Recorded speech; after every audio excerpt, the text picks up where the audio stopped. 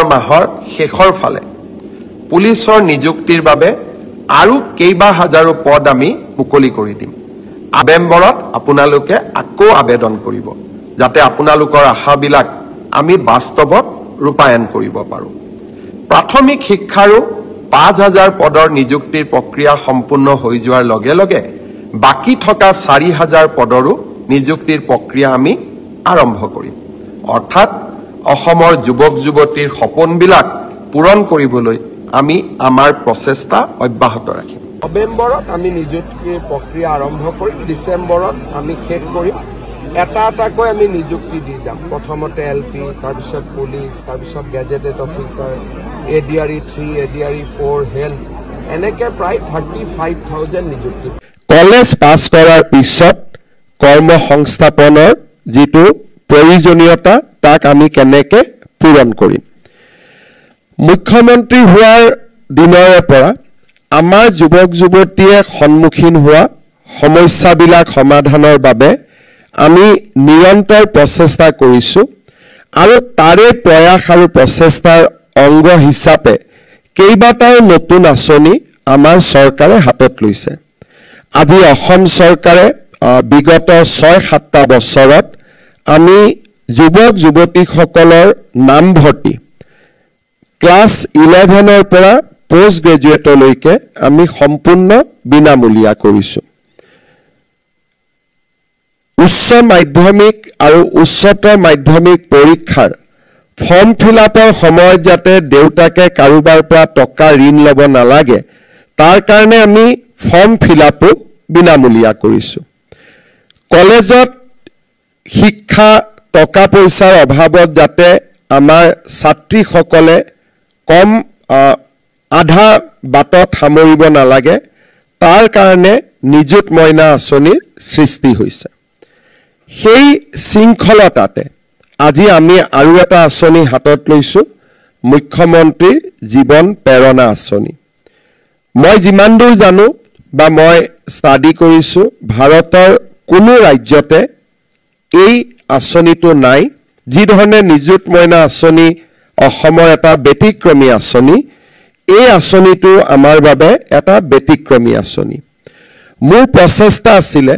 যে যুৱক যুৱতী গৰাকীয়ে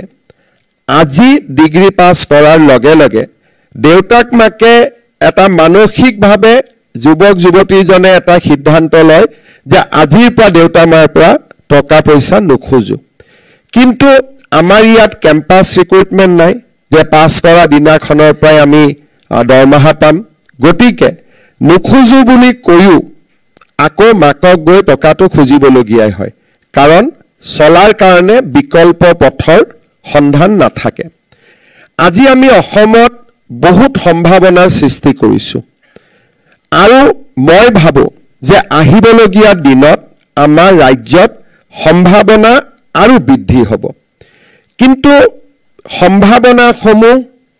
নিজৰ জীৱনৰ লগত খাপ খোৱাকৈ তাক বিচাৰি উলিওৱা, তাৰ বাবে নিজক প্ৰস্তুত কৰাৰ বাবে অন্ততঃ এটা বছৰ আমাক সময় লাগে। আৰু সেইকাৰণে এই বছৰৰ পৰা আমি সিদ্ধান্ত লৈছোঁ যে স্নাতক পৰীক্ষাত উত্তীৰ্ণ হোৱাৰ লগে লগে এটা বছৰ আমি সেই যুৱক যুৱতীক প্ৰতি মাহত 2,500 টকাকৈ আমি এবছৰৰ বাবে এটা বৃত্তি প্ৰদান কৰিম। ই নিবনুৱা ভাত্তা নহয়, কাৰণ আমি ভাবোঁ যে এটা বছৰ চৰকাৰে সমৰ্থন দিলে ল'ৰা ছোৱালীয়ে নিজৰ ভৰিত নিজে থিয় হ'ব পাৰিব। আৰু অসমত যদি কোনোবাই আজি সঁচাকৈ নিজক সংস্থাপিত কৰিব খোজে, লোকসেৱা আয়োগৰ পৰীক্ষা আজি ট্ৰান্সপাৰেণ্ট পৰীক্ষা, আছাম ডিৰেক্ট ৰিক্ৰুটমেণ্ট এক্সামিনেশ্যন আজি এটা ট্ৰান্সপাৰেণ্ট পৰীক্ষা, আজি অসমত ছেমি কণ্ডাক্টৰৰ দৰে উদ্যোগ স্থাপনে ইণ্ডাষ্ট্ৰিয়েল এমপ্লয়মেণ্টৰ এটা নতুন পথ মুকলি কৰিছে। আৰু কেইদিনমান আগতে আমি CM ফ্লাইট যৰ জৰিয়তে ফৰেন লেংগুৱেজৰ শিক্ষাৰ জৰিয়তে জাপান, সাউথ কোৰিয়া, ছিংগাপুৰতো আমি নিয়োগৰ এখন নতুন বজাৰ আমি সৃষ্টি কৰিব বিচাৰিছোঁ সমান্তৰালভাৱে আমাৰ দেশৰ উন্নয়নৰ লগত খাপ খুৱাই ৰাজ্যৰ বাহিৰতো কৰ্মসংস্থাপনৰ ব্যৱস্থা নিশ্চিতভাৱে আগতকৈ আজি বহুখিনি আগবাঢ়িছে মুখ্যমন্ত্ৰীৰ আত্মনিৰ্ভৰ আঁচনিৰ দৰে আঁচনিৰ জৰিয়তে আমি আত্মসংস্থাপনৰ সুবিধা দিওঁ প্ৰধানমন্ত্ৰীয়ে মুদ্ৰাৰ দৰে আঁচনিৰ জৰিয়তে উদ্যমিতাক সাৱটি ল'ব বিচৰা ল'ৰা ছোৱালীৰ কাৰণে উইদাউট মৰ্টগেজ বেংকত লোনৰ ব্যৱস্থা কৰিছে ৰাজ্য চৰকাৰে 2 লাখৰ পৰা 5 লাখ টকালৈকে আৰ্থিক অনুদানৰ ব্যৱস্থা আৰম্ভ কৰিছে আৰু ষ্টাৰ্টআপ ইনোভেশ্যনতো আজি আমাৰ ল'ৰা ছোৱালী জড়িত হৈছে মই বিশ্বাস কৰোঁ যে এই এটা বছৰৰ আৰ্থিক সাপোৰ্টে বা অৰ্থনৈতিক সাপোৰ্টে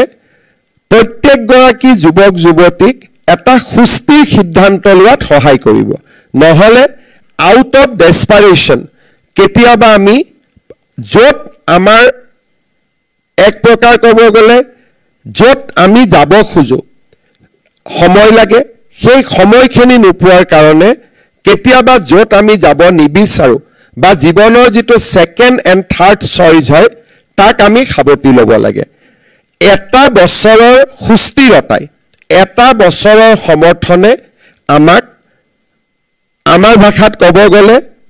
খুব ঠাণ্ডা কৰি নিজৰ জীৱনৰ সিদ্ধান্ত লোৱাত আমাক সহায় কৰিব সেইবাবে ফেব্ৰুৱাৰী মাহৰ 1 তাৰিখৰ পৰা 2026 চনৰ ফেব্ৰুৱাৰী মাহৰ 1 তাৰিখৰ পৰা 2027 চনৰ জানুৱাৰীৰ 31 তাৰিখলৈকে প্ৰতি মাহত আমি 2,500 টকাকৈ আমাৰ গ্ৰেজুৱেচন হোৱা ল'ৰা ছোৱালীখিনিক আমি দি যাম আৰু অহা বছৰ সেই ধৰণে যেটো নতুন ব্যাচ পাস কৰিব 2026ত আমি তেওঁলোকক দিম তাৰ পিছৰ বছৰ যি 2027ত পাস কৰিব তেওঁলোকক আমি দি গৈ থাকিম আঁচনিখন নতুন আমি একেলগে যদি আমি কওঁ যে নহয় সকলোবোৰ গ্ৰেজুৱেট পাস কৰি থকা সকলক দিম তেতিয়া হলে আমাৰ আঁচনিৰ স্পিৰিটটো কম্প্ৰমাইজ হয় কাৰণ আমি বিচাৰো যে এবছৰতকৈ যি সকল এতিয়াও নিবনুৱা হৈ আছে তেওঁলোকক যদি আমি সমৰ্থন কৰো ই এক নিবনুৱা ভাতালৈ ৰূপান্তৰ হ'ব ইয়াক আমি আনএমপ্লয়মেন্ট এলাউন্স হিচাপে দিব খোজা নাই ইয়াক আমি এটা incentive two do something good for the society to grab the opportunity আমি ইয়াক এটা ইনসেন্টিভ দিব খুজিছো which is distinct from unemployment allowance সেইভাবে আমি 2025 চনত পাস কৰা সকলো গ্ৰেজুৱেটক ইয়াত সামৰি লম with some exception যদি আজি আমাৰ ছোৱালী সকলে গ্ৰেজুৱেট পাস কৰি পোষ্ট গ্ৰেজুৱেট পঢ়াৰ সিদ্ধান্ত লৈছে তেওঁলোকে চৰকাৰৰ পৰা ইতিমধ্যে 2,500 টকাকৈ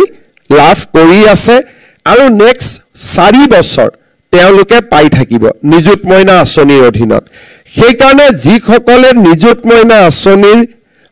বেনিফিচিয়াৰী তেওঁলোকক আমি